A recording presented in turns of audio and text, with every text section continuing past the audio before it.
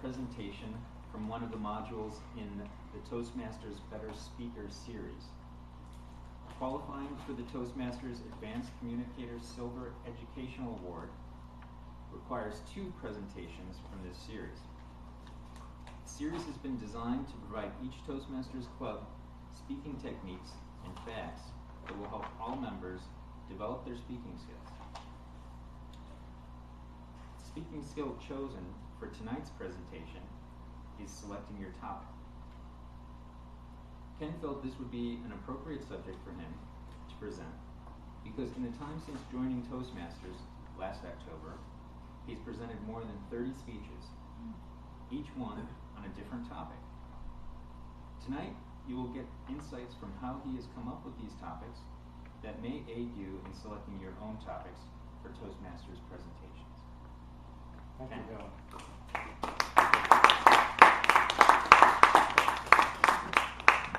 Well, as part of that series, Toastmasters provides PowerPoint slides.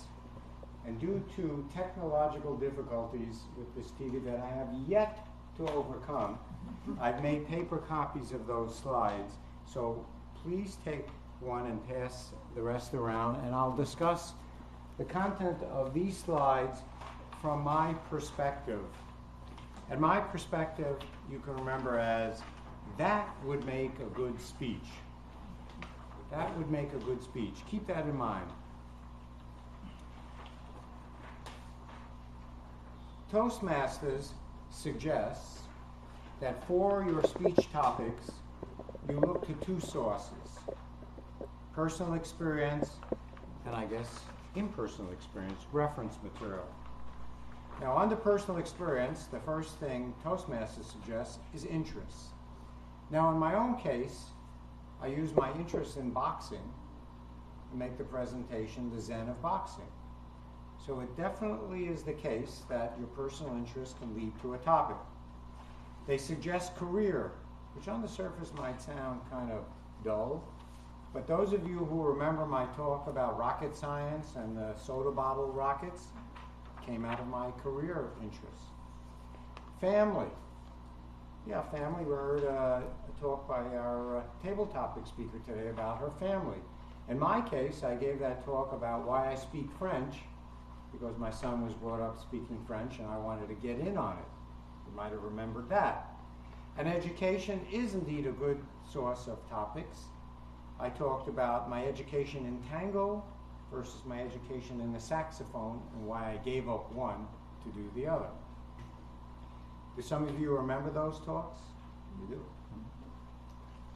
Now, Toastmasters suggests also use certain reference material. And on the surface, it might seem like that reference material could be a dry source of topics. But websites, in my case, provided me with the material for my talk called Abraham, where I researched my family background and gave a talk on a relative who was lost in the Holocaust. Books, I read a book on how to find the right mate for you, and that was the subject or the topic for my talk on Mr. and is there a Miss or Mr. or Ms. Right for you? You remember that one, Marilyn? Yeah. Okay. Magazines. From magazines, I saw the review of my Stroke of Insight, which was the topic for my reading. And newspapers, I don't know what a newspaper is, actually. I haven't seen one in a few years. What is a newspaper? I read Yahoo News, and I get topics from there. I go online and read the news. Now, with these kinds of sources in mind, Toastmasters suggests on the next slide, get inspired, write it down. Now, that's very true, but not quite the way it seems. Write it down. In my case, when I get an idea, I think that would make a good speech.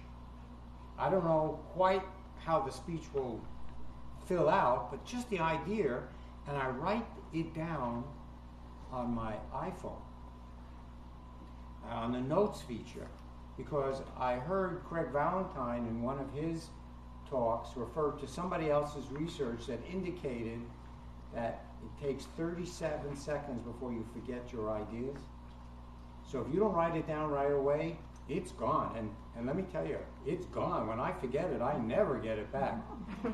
So I actually set my iPhone down next to my bed at night, because sometimes I get an idea just lying there and I'll write it down. And it's not the whole idea, it's just like key words.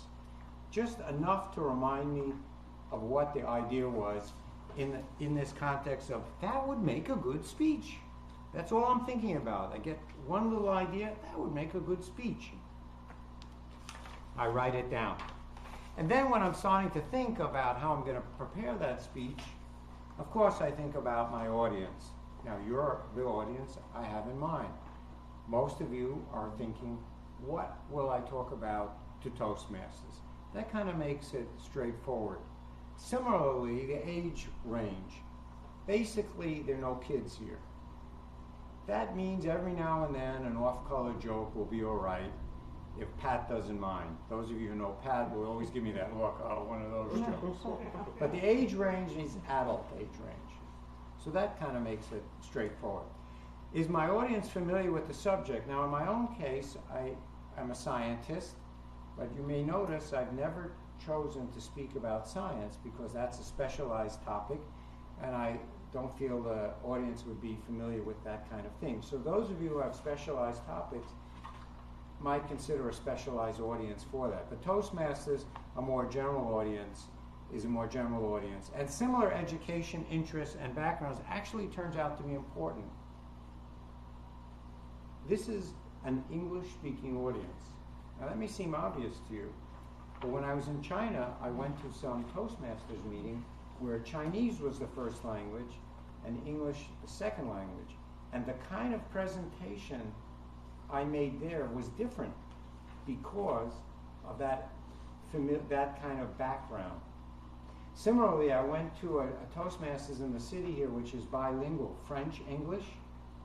And when I got there and heard French people giving presentations in French, I got out of there because similar background was not my background. I could speak French, but not the way they could.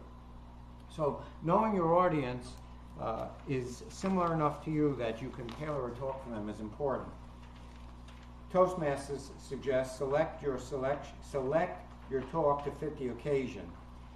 Does the event have a theme? Now this is an important point. The theme is usually prescribed in the Toastmaster manual. But when I come up with these topics, when I say, wow, that would make a good speech, I don't think of the theme. I just write down the topic. And when I get to the part in the book on a particular theme, I then look through this shopping list of ideas that I've been collecting. And I say, okay, will this fit gestures? Will this fit story? So I collect these ideas willy-nilly and just list them with no order in particular, and then look through them like a shopping list. I go to my speech supermarket and pull out the topics that I could make into a speech. When you are scheduled to speak, in my case, I make it my business to speak every week. And because of that, I'm constantly looking at this list and looking ahead for that week's speech. What am I going to speak on? And going through my shopping list and adding to my shopping list. And Toastmaster says one should care about what will happen after your speech. I know what happens after my speech.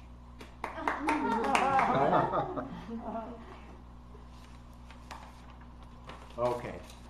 Narrow your selection. That's important in the choice of topics as well, but in my case, enthusiasm and interest seem to be a natural component of choosing a topic. Everything I write down on this list of topics is because I'm interested in it.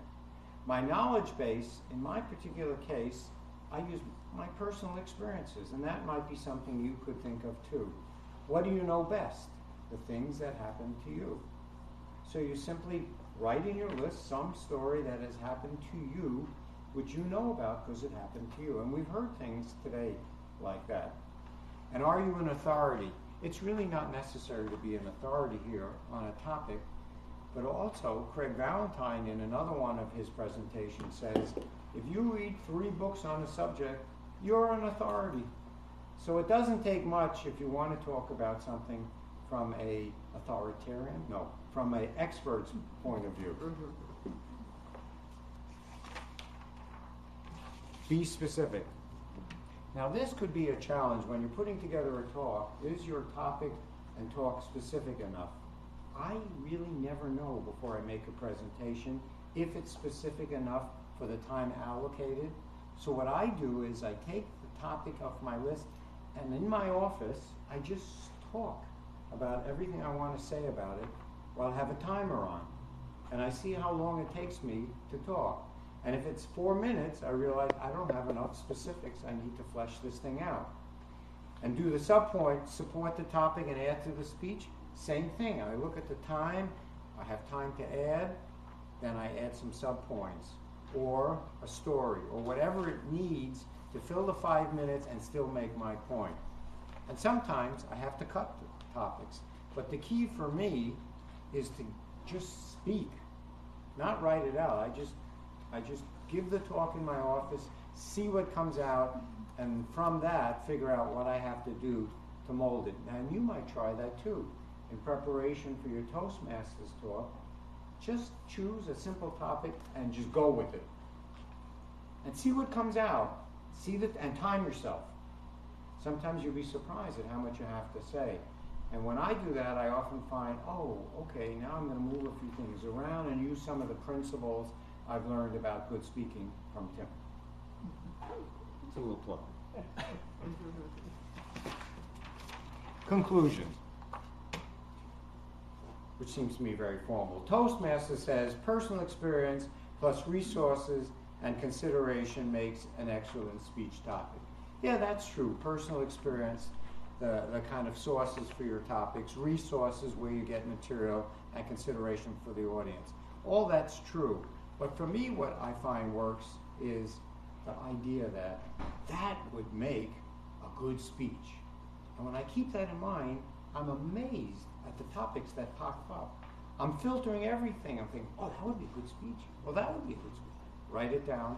And that's how I had 30 speeches, and I have a list of 100 more topics. It's just amazing. There's so much I want to say that would make a good speech. Thank you. I thank myself.